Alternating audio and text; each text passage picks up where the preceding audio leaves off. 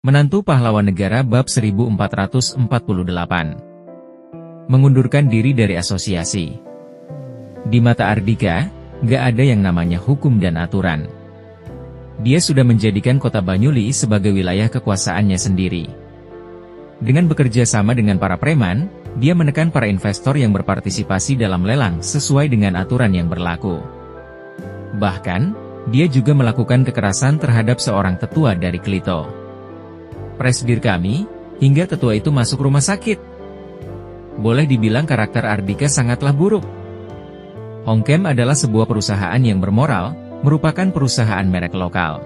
Karena itulah selama ada Ardika, Hongkem enggak akan bekerja sama dengan perusahaan investasi Gilra selamanya. Selain itu, demi menjaga batasan dengan orang yang berkarakter buruk seperti Ardika, mulai sekarang Hongkem juga akan mengundurkan diri dari Asosiasi Dagang Kota Banyuli yang dipimpin oleh istri Ardika, kecuali kepala asosiasi berganti orang. Di hadapan kamera, Sendo menunjukkan ekspresi serius, seolah-olah sedang menegakkan keadilan. Sementara itu Ardika tetap tidak menunjukkan ekspresi apapun, tetapi sorot matanya berubah menjadi dingin. Dengan popularitas yang dimiliki oleh Hongkem saat ini, karena Sendo mengatakan hal seperti itu secara terang-terangan dalam wawancara, boleh dibilang perusahaan investasi Gilra benar-benar sudah tidak memiliki kesempatan lagi untuk berinvestasi kepada Hongkem. Sangat jelas itulah hasil yang diinginkan oleh Sendo dan yang lainnya.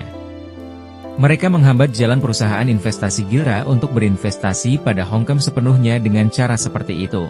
Kemudian dengan ekspresi yang tampak sedikit lebih hangat, Sendo tersenyum dan berkata, "Oh ya, masih ada satu hal menarik yang ingin kusampaikan pada kalian semua.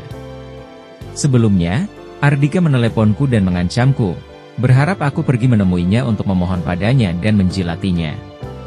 Kalau begitu, dengan memanfaatkan kesempatan ini, aku ingin mengatakan sepatah kata padanya." Sendo sedikit memiringkan kepalanya dan menatap ke kamera, seakan-akan sedang melihat Ardika. "Ardika, aku berharap kamu bisa datang menemuiku secara pribadi dan meminta maaf kepadaku atas apa yang telah kamu katakan sebelumnya. Mungkin saja aku bisa mempertimbangkan untuk memaafkanmu."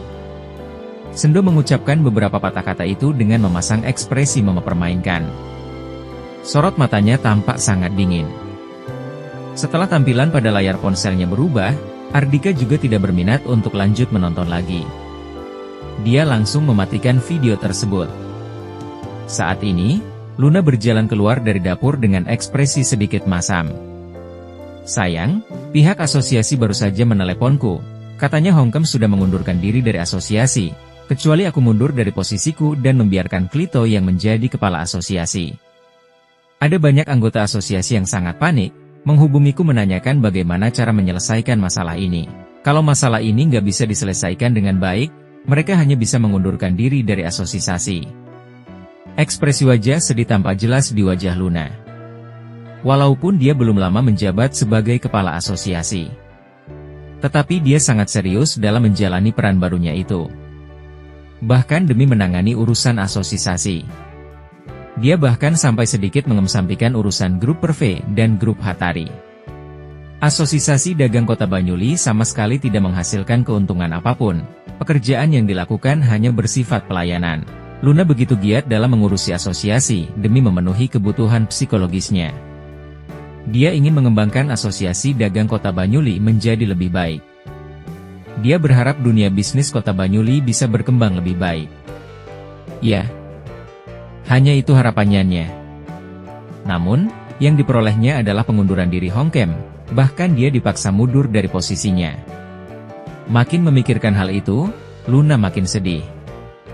Dia berkata dengan nada bicara sedikit sedih, "Sayang, kalau enggak, aku mundur saja dari posisiku sebagai kepala asosiasi ini. Aku benar-benar sudah lelah." Selama ini Luna nampak sangat bersemangat, namun sekarang dia terlihat putus asa. Jelas-jelas dia sudah banyak berkorban, tetapi tidak ada yang memahami pengorbanannya. Melihat istrinya sedih, tentu saja Ardika juga ikut sedih. Dia melangkah maju, merangkul istrinya dan mengecup wajah putih mulus istrinya. "Sayang, tidak apa-apa, masih ada aku." Mau minta pengurus asosiasi untuk memberitahu anggota-anggota asosiasi itu, beritahu mereka masalah ini akan terselesaikan sepenuhnya, beritahu mereka aku yang mengatakannya. "Pergilah. Aku akan menelepon untuk melakukan pengaturan terlebih dahulu." Ardika menepuk-nepuk pundak istrinya dengan lembut. Setelah Luna pergi, ekspresinya berubah menjadi sangat dingin. Dia mengeluarkan ponselnya lalu mulai menelepon.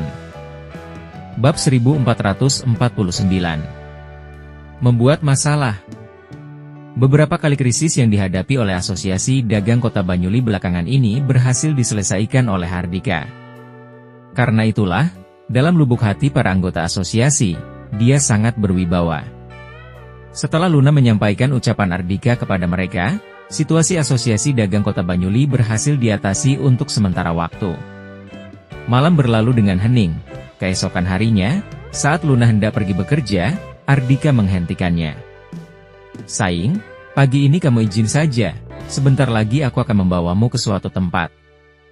"Kamu mau membawaku membuat masalah di mana lagi?" kata Luna. Luna adalah seorang yang maniak kerja, dia tidak ingin izin. Apalagi Asosiasi Dagang Kota Banyuli tertimpa masalah seperti ini. Di saat kemampuannya makin dipertanyakan, dia harus bekerja makin keras untuk membuktikan dirinya sendiri. "Sayang, apa kesanku dalam hatimu seperti ini?" kata Ardika dengan menggelengkan kepalanya dan tidak berdaya. "Tapi ucapanmu tidak salah juga. Hari ini aku akan membawamu pergi membuat masalah." Ditarik oleh Ardika, Luna hanya bisa pasrah karena tidak bisa melepaskan diri. Pada saat bersamaan, dia juga sedikit penasaran mengenai membuat masalah yang dikatakan oleh Ardika. "Oke, kalau begitu aku ikut denganmu," kata Luna. Luna merasa makin lama dia sudah makin memanjakan Ardika. Sekarang dia bahkan ikut pergi membuat masalah dengan suaminya. Kalau dulu, hal seperti ini tidak mungkin terjadi. Setelah mereka masuk ke dalam mobil, Ardika langsung melajukan mobilnya meninggalkan villa. Tak lama kemudian, mobil sudah berada di tempat parkir pusat pameran Kota Banyuli. Lelang Hongkem. Melihat poster besar yang tergantung di gedung tersebut, Luna sudah tahu hari ini acara pelelangan Hongkem diselenggarakan di sini. Dia berkata dengan sedikit cemas, "Ardika, apa kamu membawaku ke sini untuk membuat keributan?" Promosi acara pelelangan Hongkem ini sudah tersebar luas kemarin. Tentu saja dia tahu beta pentingnya lelang kali ini. Para tokoh hebat dunia investasi dari seluruh pelosok negeri berkumpul di sini hari ini. Terlebih lagi, sekarang popularitas Hongkem sedang mencapai titik puncaknya. Ardika membawanya untuk membuat keributan di sini, pasti nanti mereka akan kembali menjadi target makian penduduk seluruh negeri. "Ardika, kita pulang saja. Walau Hongkem keterlaluan, kita enggak bisa membuat keributan di sini." Luna segera menarik lengan Ardika, ingin menarik suaminya pergi dari tempat itu. Ardika menggandeng tangan istrinya, lalu tersenyum dan berkata, "Apa yang perlu kamu takutkan? Ikut aku dan saksikan saja pertunjukannya. Kamu lihat bagaimana suamimu ini membalaskan dendam MU. Biarpun tidak ada tujuan lain, selain membalaskan dendam Luna dan membuat istrinya senang. Hari ini Ardika juga akan membuat keributan di sini." Luna tidak berdaya, dia hanya bisa mengikuti suaminya memasuki gedung itu. Pada saat bersamaan, di sebuah ruang kerja luas yang dilengkapi dengan jendela besar di lantai atas pusat pameran. Wirhan sedang berdiri di depan jendela besar dengan kedua tangan di punggungnya sambil mengamati kota di arah bawahnya. Dia sangat menyukai sensasi berada di atas dan mengamati semua makhluk seperti ini. Sensasi ini membuatnya ketagihan. Di belakangnya, Klito, Sendo dan para petinggi baru Hongkem berdiri diam untuk melayaninya. Mereka bahkan tidak berani bernafas dengan keras. Pagi ini, Tuan Andrew, penanggung jawab konsorsium Tulipan Negara Inggris menghubungiku secara pribadi, mengatakan perusahaan investasi Namsan yang mereka dukung sangat berminat untuk berinvestasi pada Hongkem. Apa sebelumnya perusahaan investasi Namsan sudah menyerahkan proposal investasi? Setelah suasana hening selama beberapa menit, akhirnya Wirhan buka suara, memecah keheningan yang membuat semua orang kesulitan untuk bernafas itu. Klito melirik Sendo, wakil presidir yang bertanggung jawab dalam urusan investasi. Sendo segera melangkah maju satu langkah, lalu berkata dengan penuh hormat. "Ada, Tuan Muda Wirhan. Tuan Wegus dari perusahaan investasi Namsan selalu yakin bisa berinvestasi pada Hongkem. Sebelumnya, dia bahkan menarik belasan investor lainnya dan membentuk sebuah aliansi, bersaing melawan Yayasan Investasi Homi, Yayasan Investasi Luyan, dan yang lainnya. Dia datang secara pribadi. Tapi, sepertinya ada pesaing dalam investasi Hongkem di konsorsium Tulipa. Sebelumnya, Yaor yang memaksa Hadiman untuk menjual Hongkem, juga menerima bantuan dari mereka. Bab 1450. Keluarga Tulipa.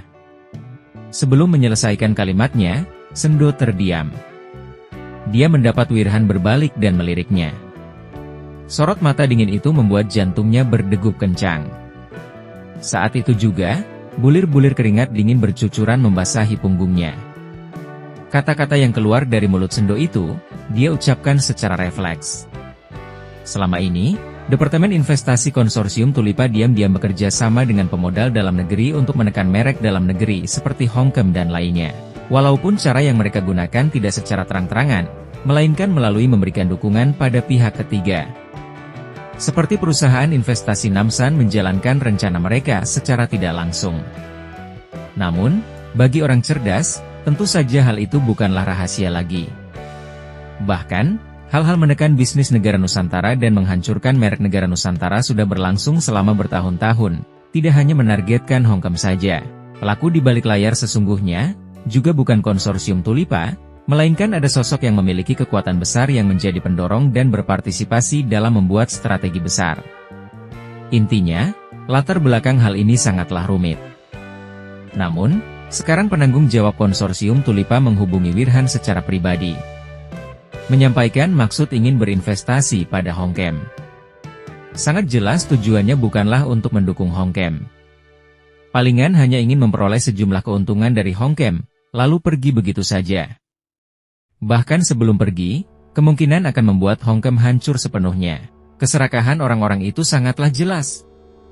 Tentu saja Wirhan juga memahami pemikiran orang-orang tersebut. Kalau tidak, dia juga tidak akan memahami secepat itu hanya dengan beberapa patah kata yang baru keluar dari mulut Sendo. Wirhan mengalihkan pandangannya, berdiri membelakangi mereka semua dan berkata dengan tenang. Karena perusahaan investasi Namsan sudah membentuk aliansi dan memiliki modal besar, maka investasi kali ini serahkan saja pada mereka. Sesuai dengan hukum alam, yang kuat dan mampu beradaptasi dengan lingkungan yang akan bertahan. Kalau Hongkem hancur, juga tidak bisa menyalahkan siapapun. Nada bicara Wirhan sangat dingin dan tidak berperasaan. Dia sama sekali tidak memperdulikan hidup dan mati Hongkem. Negara Nggrim sangat mendominasi di kota Gamiga.